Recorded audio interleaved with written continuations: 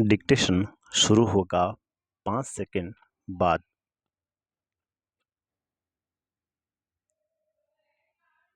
कृषि, गुरप्रीत, मधु और टीना एक गांव से गुजर रहे थे, वहां उन लोगों ने एक किसान को खेत की जुताई करते हुए देखा।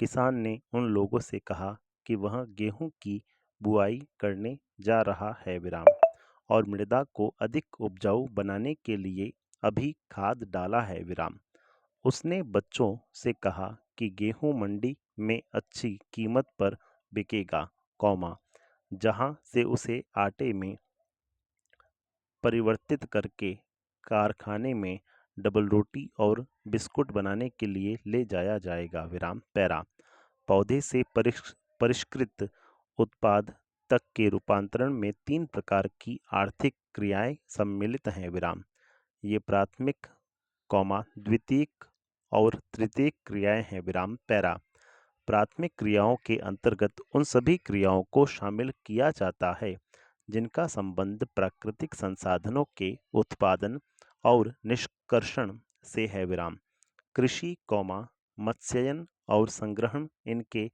अच्छे उदाहरण हैं, द्वितीयक क्रियाएं इन संसाधनों के प्रसंस्करण से संबंधित हैं, इस्पात, विनिर्माण, डबल रोटी पकाना और कपड़ा बुनना इन क्रियाओं के उदाहरण हैं, तृतीयक क्रियाएं प्राथमिक और द्वितीयक क्षेत्र को सेवा कार्यों द्वारा सहयोग प्रदान करती हैं, यातायात, व्यापार, बैंकिंग, बीमा और विज्ञापन तृतीयक क्रियाओं के उदाहरण हैं, कृषि एक प्रारंभिक क्रिया है, फसलों, फलों, सब्जियों, फूलों को उगाना और पशुधन पालन इसमें शामिल हैं, विश्व में 50% लोग कृषि से संबंधित क्रियाओं में संलग्न हैं, भारत की 2/3 जनसंख्या अब तक कृषि पर निर्भर है, अनुकूल स्थलाकृति,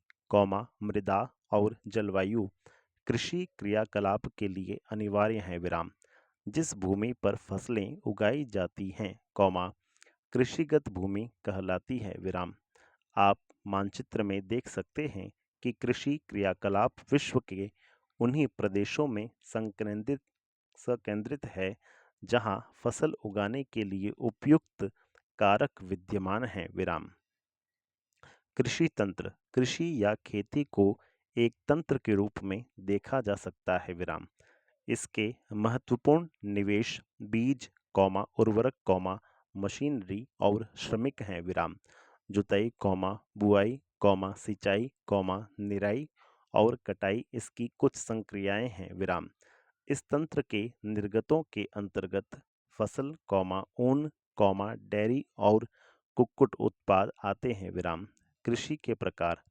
विश्व में कृषि विभिन्न तरीकों से की जाती है, भौगोलिक दशाओं, उत्पाद की मांग, श्रम और प्रौद्योगिकी के स्तर के आधार पर कृषि 2 मुख्य प्रकारों में वर्गीकृत की जा सकती है, ये हैं निर्वाह कृषि और वाणिज्यिक कृषि, निर्वाह कृषि इस प्रकार की कृषि कृषक परिवार की आवश्यकताओं को पूरा करने के लिए की जाती है, पारंपरिक रूप से कम उपज प्राप्त करने के लिए निम्न स्तरीय प्रौद्योगिकी और पारिवारिक श्रम का उपयोग किया जाता है, निर्वाह कृषि को पुनः गहन निर्वाह कृषि और आदिम निर्वाह कृषि में वर्गीकृत किया जा सकता है, गहन निर्वाह कृषि में किसान एक छोटे भूखंड पर साधारण औजारों और अधिक श्रम से खेती करता है,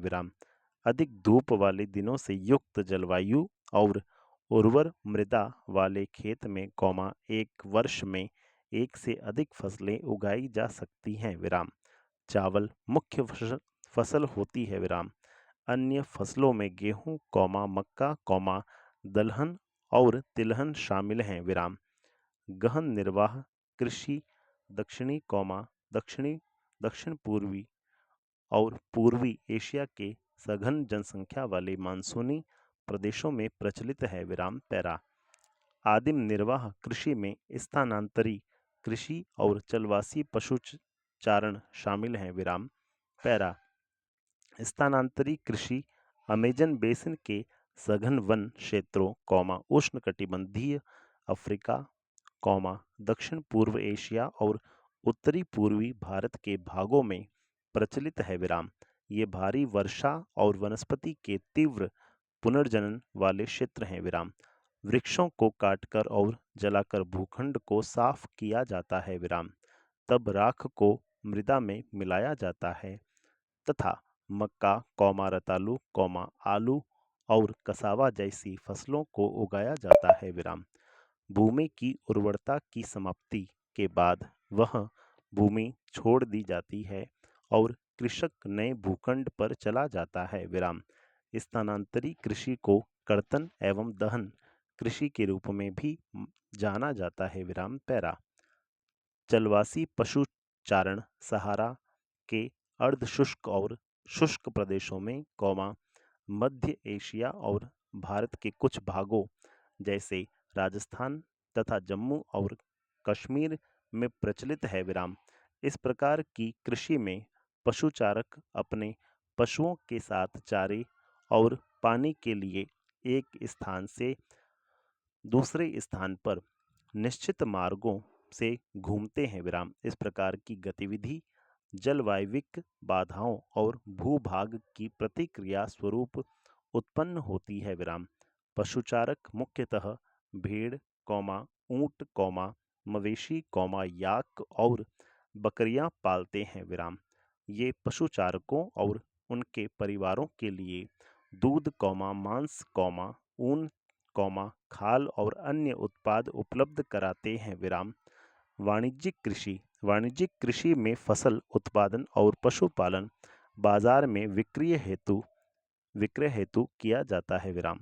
इसमें विस्तृत कृषि क्षेत्र और अधिक पूंजी का उपयोग किया जाता है। विराम।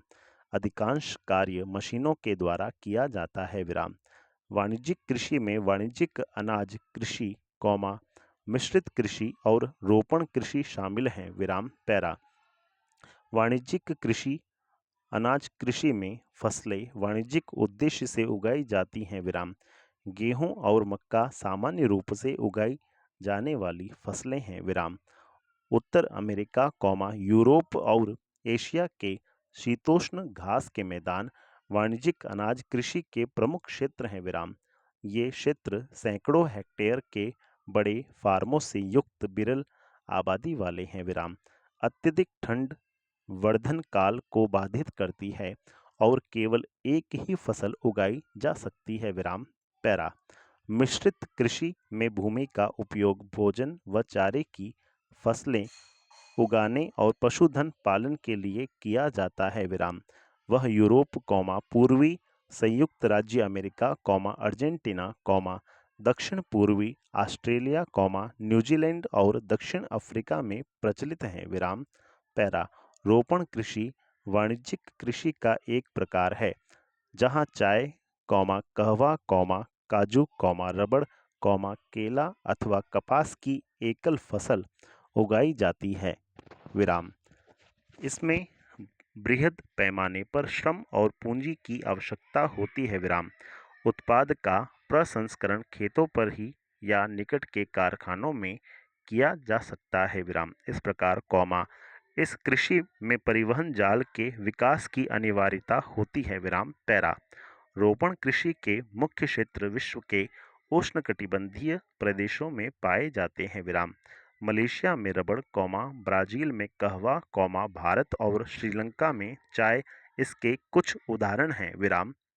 पैरा।